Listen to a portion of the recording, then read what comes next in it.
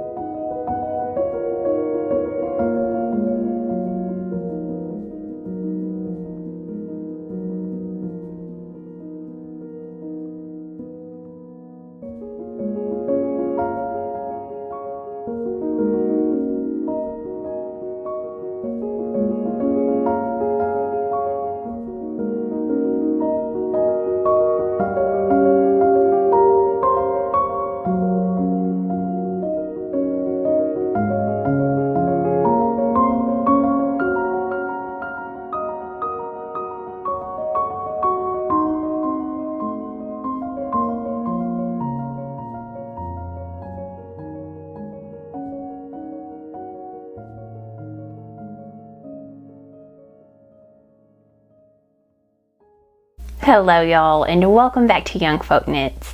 If you're new here, my name is Casey, and on this channel I love to share all about my love of fiber arts. So there's knitting, sewing, spinning, sometimes crochet, and I also occasionally share about life on a small farm here in Arkansas. So if any of that sounds like it might be your cup of tea, then make sure and hit that subscribe button so you won't miss out on any future video content. It wouldn't be a YoungFolk Knits podcast if we didn't spend a few minutes discussing the weather. Welcome to July in Arkansas. It's that special time of year when your thighs become best friends and stay that way forever. As we like to say, it's so hot in Arkansas, the deviled eggs are boiling themselves, but we do not let the heat get in the way of wool. It is almost Rhinebeck season. Not quite, but it is time to start knitting your Rhinebeck sweaters if you haven't already. And Andrea Mowry just released her Ooey Gooey sweater. Every year Andrea Mowry releases a pattern for a sweater. It usually involves color work, and it always involves spin cycle yarn and Farmer's Daughter fibers yarn, usually a mixture of the two, and then follows a fun knit along where lots of people knit the sweater. And then on Saturday at Rhinebeck, New York, the New York Sheep and Wool Festival, everyone gets together at the Hill, which is a specific spot at the festival, and takes a group picture with everyone wearing their sweaters together. In case you're not familiar with it, New York Sheep and Wool Festival, aka Rhinebeck, is held mid-October. I want to say usually around October 18th, whatever the weekend is around those dates. And this year I tested Andrea's sweater pattern again, and it was a lot of fun. So let me show you my version of the Ooey Gooey sweater. Not sure about the name, but we're going with it. Okay, so a little bit about this sweater. It is a sport weight. It has two colors in it. The contrast color makes up the neck, and then the color chart here in the yoke. And the main color is used for these welts right here, and then it takes over after the color work, and it's solely used throughout the body and the sleeves until you get to the cuffs, where you do another motif, some welts, and finish the cuff in the contrast color. So Andrea used spin cycle dyed in the wool for her contrast color. She did color manage big time though, so that hers looks solid for the contrast color. Spincycle dyed in the wool is a color shifting yarn, and depending on which color you choose, you can get some major contrast within a skein, or you can get more of a tonal look. I was having a lot of trouble visualizing the colorwork charts in a color shifting yarn, especially because I like my neckline. Wow, my collar, words elude me today. I like my collar to be one color. I'm not a huge fan usually of not knowing what my collar is going to look like. I want it to be a solid color, and I was having trouble visualizing it. My mind just wasn't going there. I guess I should have got a coloring sheet and done some work and seen and then I could have seen what it would have looked like. But because of that, I decided to go with Spincycle's Nocturne base, which is like their sister yarn to dyed in the wool. It is actually 50% non-superwash, or a percentage non-superwash mixed in with superwash wool, and it is a darker base color before it's dyed. So because of that, you don't get the super bright colors that you get in dyed in the wool. It's a little bit more subdued. It's a little bit more my speed. If you've watched my channel before, you know I sort of have a thing with colors. And I decided to go with brown sugar for my contrast color. Now, yes, that did give me more of a low contrast because I used Eclipse for my main color. But I am a low contrast girly, and this earthy vibe is very me. I was very happy whenever I got my colors in. I actually had some brown sugar in my stash, and I just needed to order one skein, and I didn't even use 4.5 skeins of the main color, but you did need all 5 if you're making the size 5, which is what I did. If my hem, either the top or the bottom, the cuffs, the collar, the hem, if any of it's going to be visible, the raw edge, I always do a tubular cast on or bind off.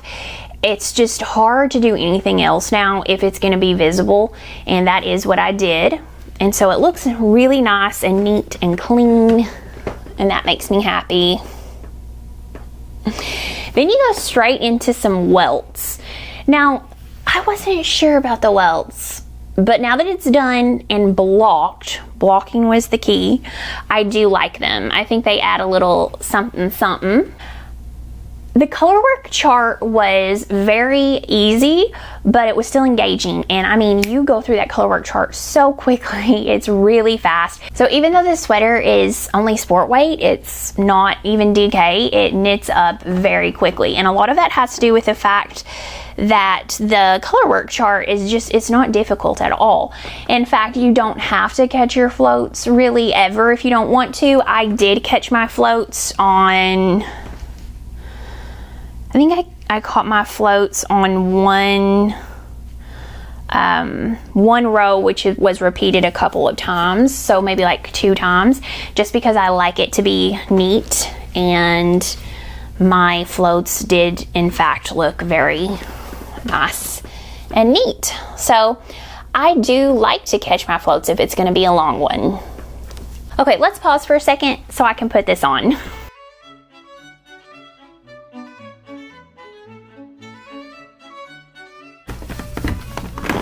Excuse you.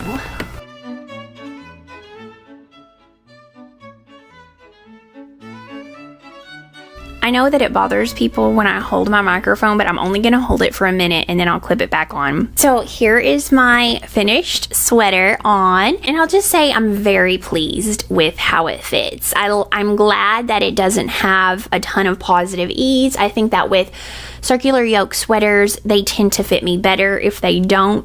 And something I didn't do, because I didn't opt for one with a lot of positive ease, is mix my sizing up. But normally I have been doing that, and you could 100% do that. for this sweater. And the way I normally do that is I pick a smaller size for the yoke. And as you can see, there's just a tiny bit of fabric, extra fabric right here at my armpit. And if I would have knit a size 4 yoke and then added enough stitches so that it would be a size 5 body, then I think it would have gotten rid of this, even this little bit right here. But it's not enough that it bothers me, and I still honestly think it looks just fine. So it depends on how much ease you're going to end up with. That might change your mind. Here's what that will change if you do that. The only thing it's going to change in your directions is your sleeves, because you'll follow the directions for the size 4, let's say, for the top, and then you would cast on enough stitches at each underarm to bump you up to the size 5 body.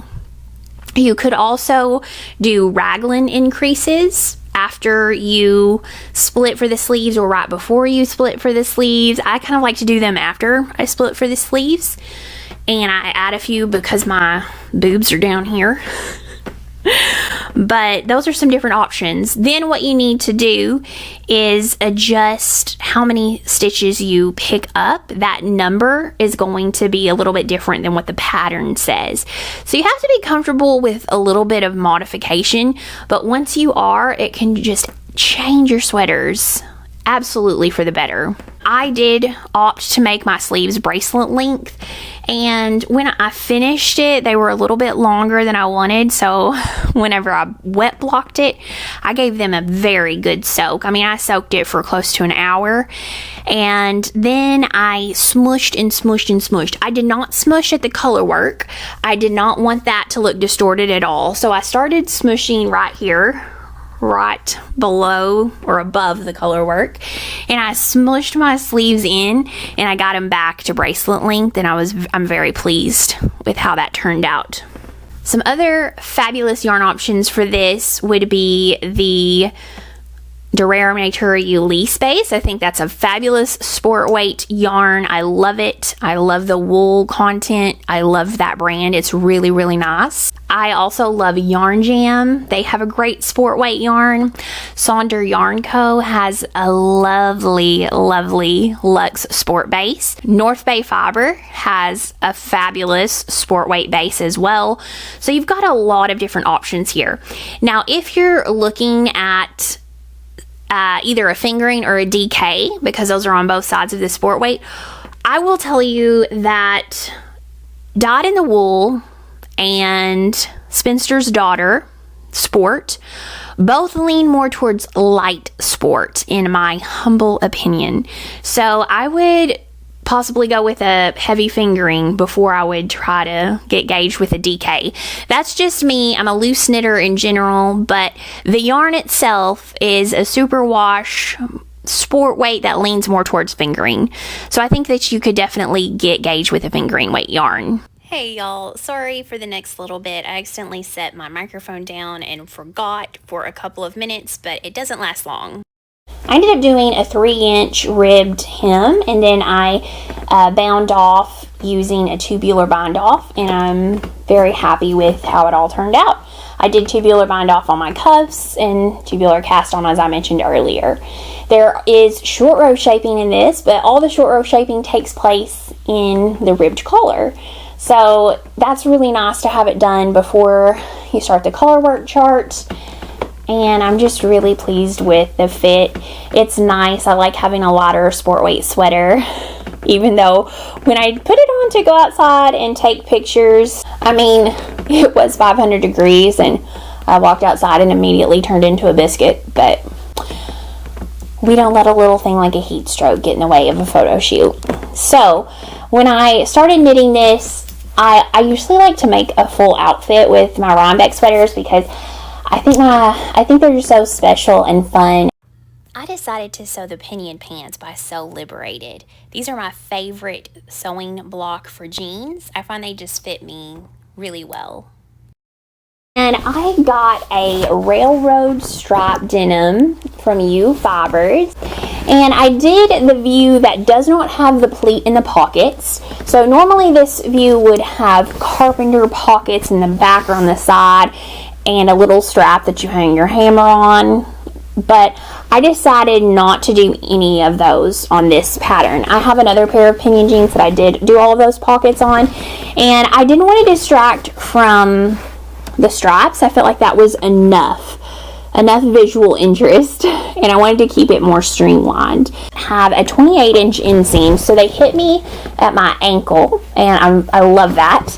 I really like the way that these fit. My other pinions were a 27-inch inseam, so they were more cropped by a full inch, and you can definitely tell the difference. I like them both. These don't hit the ground by any means. They're probably an inch off the ground. I have made other jeans, but this pattern block tends to fit my rear the best. I just love this. This has definitely been a perfect fit for me with zero modifications. I love the oxbow jeans that I made, but I did have to make some mods to that to fit me in the hips better, and that's totally fine. These are just straight off the pattern. They fit me well, so I like that, and I will be returning to them for more. Okay, I'm slow cooking over here, so I'm gonna change back into my short sleeve. Okay, that's better. I'm a little bit out of order today because I talked about some knitting, then I talked about some sewing, but it was all outfit related. Now I want to go back to knitting and show you a work in progress. I mentioned last week that I am testing the Laulu tee for Sari Nordland. So she has multiple versions coming out of the Laulu, but I'm doing the tee. And I am knitting it in the suggested yarn, which is the Wandering Flocks Cotton Lino.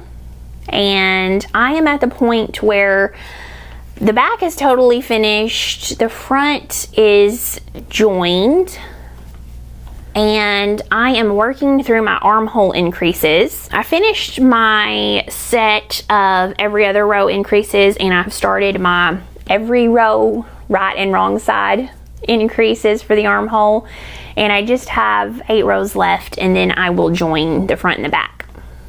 This is constructed different than normally, so where you increase is different than you normally would to get these beautiful lace panels that come together and form a large lace panel that then goes down the center front of the tee. I am using the color Pyrite, which is a beautiful gold undertone, but has hints of that scummy green, which is my favorite green ever. So I'm in love, highly obsessed with this color and this yarn. Okay, I had to look this up because I always forget. There's so many different components to this yarn. So the first fiber is 35% organic cotton, followed by 30% mulberry silk, 20% linen, 15% alpaca. There are 100 grams per skein, 328 yards. So I believe I'm needing 3 skeins for this. The Wandering Flock did send me one of each of their colors, and I loved the Pyrite color, so I decided to order 2 more skeins of this to use for this test knit, and hopefully it's the same batch, but I think it'll be okay. It should be good. If not, I'll alternate the other 2 as they come in, and I may pause pretty soon so that I have enough left of this one to start alternating. I think it helps that it has this highly textured pattern down the front and the center. It should help hide color inconsistencies, I think. One thing I will say that I think is very helpful with charts like this, where you have a lot of lace and even some cable, and you're doing it on yarn that maybe isn't just your standard woolly 100% merino wool that's super bouncy and great for cables. I am using Hiya sharps for this one. Now I normally use Chiaogoo red lace. You know, Chiaogoos are my favorite. They're my go-to. If I could only ever have one needle to work with for the rest of my life, it would be Chiaogoo red lace in every size and every length. I love Chiaogoo red lace needles. They are amazing. But Hiya sharps are a different ball game. They weren't playing around when they named these Hiya sharps. Hiyas are so sharp. I feel like I could do surgery. I mean, I could definitely pierce a new ear hole. I could give myself a nose ring. I mean, these are sharp. I mean, they could definitely open a letter. They could open a vein. They could open a portal to a new dimension. You know, they're used for different things. Hiyas are for when you're feeling spicy. Chiaogoos are for when you want to keep your blood inside your body. Chiaogoos are the Volvo. Hiyas are the motorcycle that your mom warned you about. Chiaogoos are the reliable friend who brings snacks and a backup charger. And Hiya sharps are the friend that says, hey, let's get matching tattoos in a gas station bathroom. And both are essential. The chart is definitely involved. It's not something that I can memorize in the sense that it's a mini row repeat. It's not like a 4-row repeat or anything like that, but it's also not too difficult. I do need to mark off where I am with each row though. I just can't, I'm not a savant enough to keep up with all of that information. So I know I mentioned this before, not sponsored at all. I just really enjoy it.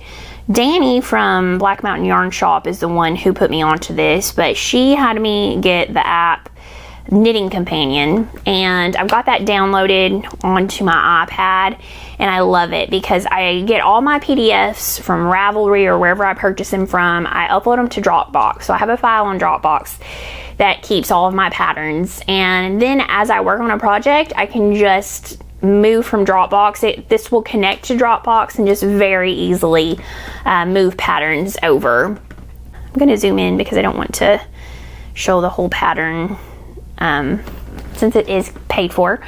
But I love the fact that it has a highlighter with it, so I can move the highlighter to each row as I'm on, and then you have multiple counters on the side. So I have one counter going for the actual chart, and then I have a counter going for my increases. And if I need to, I can have a counter going for how many times I've worked the chart. There's 1, 2, 3, 4, 5, 6. There's at least 6 counters here on the side. So it's really handy.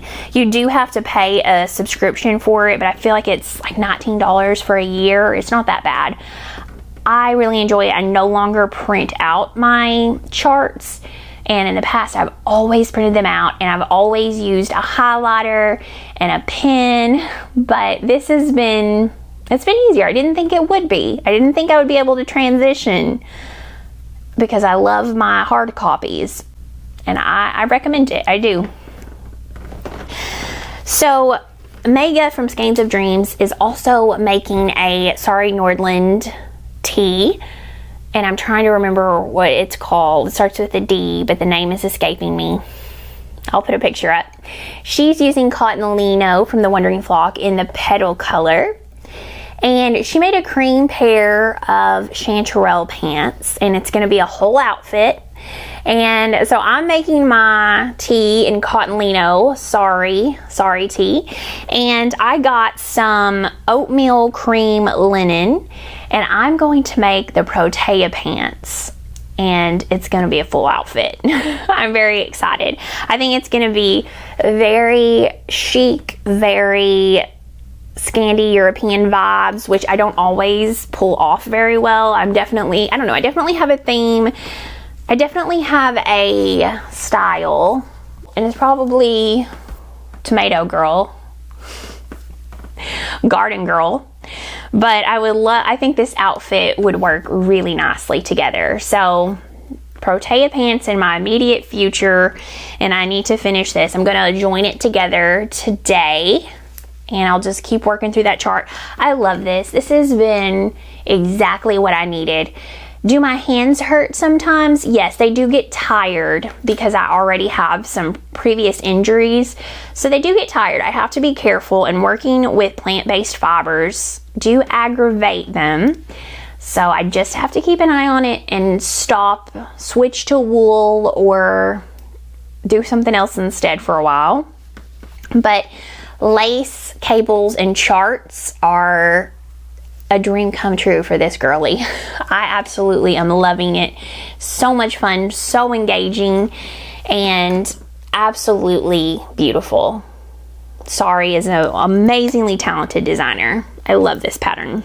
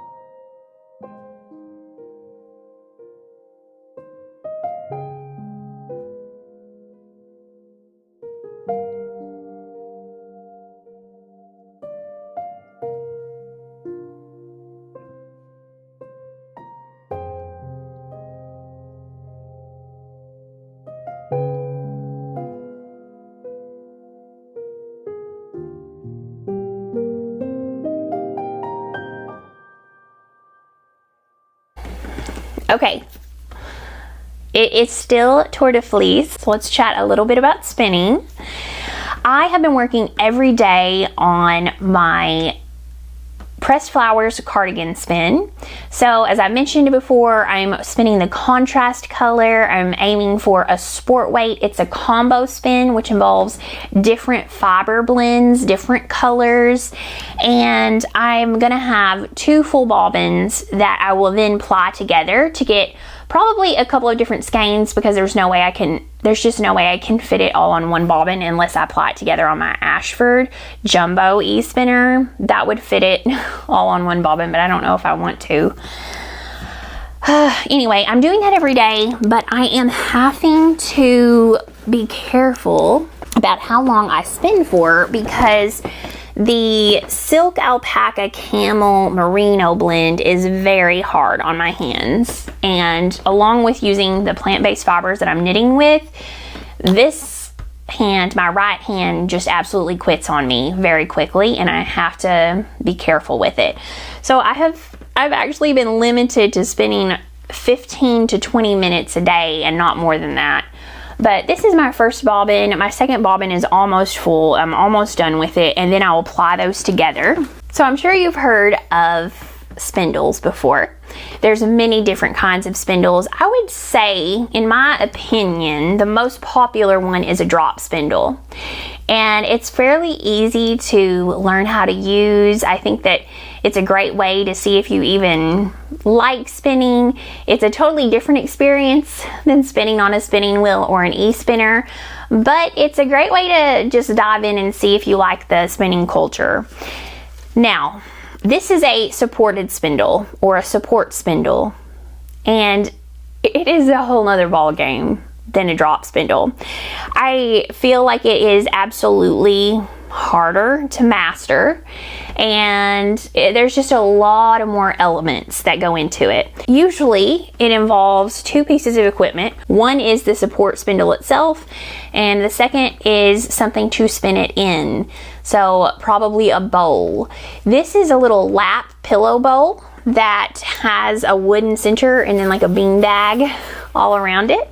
And this is great for spinning in your lap. So these are spun like this, and they spin just like a top. It's so much fun to watch. these are spun using long draw. You can do park and draft, but it's still, you know, you're still getting some long draw in here. And I am just having a lot of, it's not coming as easy to me as I thought it would, because I'm used to having very consistent singles on my wheel and on my e-spinners. I mean, they're very consistent, I will say that. And they are very inconsistent on my support spindle. And there's a charm to that, but it's also frustrating to a semi-perfectionist. And it's a little deflating. My goal has been to devote more time. I just need to put the hours in, and I'll just be honest, I don't have them to put in. So I have kind of just support spindle spun off and on. It's fun. When I have time, I'll do it, but I haven't devoted any consistent time to support spindling, and it shows. So I've been working on them. This is one I got from an Etsy seller a long while back now. It feels like at least a year ago, but it spins beautifully. I am considering taking a class on Sweet Georgia and seeing for spindle spinning, because when I started, I just watched YouTube videos and some tutorials, and I feel like they weren't just super in depth. They kind of skip over a lot of the beginning parts and just go into once you're spindle spinning, you know, but there's a lot to getting started in the first parts of it that set you up for a great yarn. And I'm really considering signing up for the School of Sweet Georgia and taking some in-depth classes on that. I know that I had been spinning for a while from YouTube videos before I took some Craftsy classes, which changed the game for me on a spinning wheel. I feel like I understood everything so much better, and it just made a huge difference in what I was doing. I even understand yarn and the structure of yarn better after taking those classes. So I hope that if I do that for the spindle spinning, I'll see similar results. And it may just be that number one, I know I haven't put the time in, and number two, I don't feel like I've been properly trained on all the little techniques that can make a big difference. So I'm gonna put some time in on that this week as well.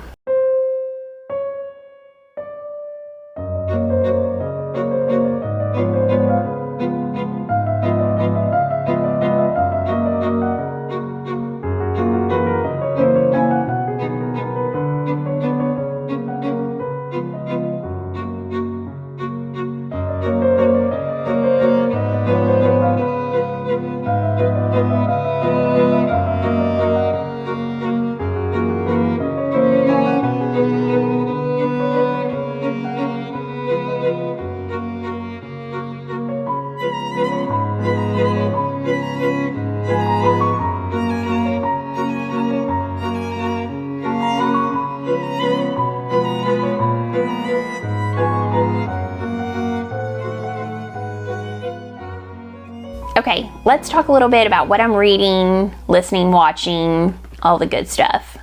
First of all, I know everyone in the whole world's anxiety has been top-notch lately. And I always struggle with that. And so I went back to an absolute feel-good comfort read, which was read to me on Audible. And it is a series by Ian Moore. So he's a British comedian, I think, or podcaster, and he has written a series of cozy mysteries that are about an expat from Britain living in France and surrounded by all his French neighbors. He's wildly British though, and it is absolutely hilarious. It's so witty. I laugh out loud through the whole book, and that's hard for me to do. I have a good sense of humor, but I don't know, maybe I'm just bitter and jaded because sometimes it feels like it's hard for me to actually have a true laugh out loud moment that's genuine. So I love that in these books. It's hilarious. The series has 5 books now. The 5th one was just released, and I just this past 2 weeks listened to the last 2 books in the series, and they were great. Really, really good. I mean, I'll say this, sometimes the plot line is a little bit out there, and I'm not totally sure I understand what they were going for, but it's the story itself as a whole. It's very character driven, and it's absolutely hilarious. I love it. I do love all things British though, and the relationship between the Brits and the French I also find highly entertaining. So if you like that kind of cozy, witty, funny mystery, I think you would like this. And the narrator is actually the author himself, which is Ian Moore. Most of the time I don't think that works. He is a fabulous narrator though. He does an amazing job, and I love it. The first book in the series is called Death and Croissants. You should start there and then move along. I am waiting on my Audible credit for the month, and nothing is becoming available on Libby. I don't know what is taking people so long to finish their books, but they need to move it along. It doesn't take a full 2 weeks to listen to a book now. So anyway, I found some books that were included in my Audible membership, so I don't have to use a credit and I don't have to purchase them, and I'm kind of listening to those while I wait on my credit to become available. Hopefully those will get me through till somebody can wrap it up on the book that they're listening to in Libby. I need more posh British sounds in my head, and so I'm listening to only posh British narrators this week. I also get to a point where I just can't watch anything. It adds to my stress, and I don't know why, because it shouldn't, but it does. I don't know if it's overstimulating or what, but sometimes I'll even try to turn on something on my iPad or on YouTube. I just can't do it. I'm not really watching anything at the moment. I'm just listening to books. It's a great way to have something to listen to while I'm spinning, while I'm doing chores. It's just my go-to, and I really enjoy it. Settles me down a little bit. That is all I have for today. Thank you so much for hanging out with me. I would love to hear about what you're working on, so make sure and let me know in the comments. If you enjoy videos like this, then please give it a thumbs up and hit that subscribe button so you won't miss out on any future video content. And until next time, happy knitting, y'all.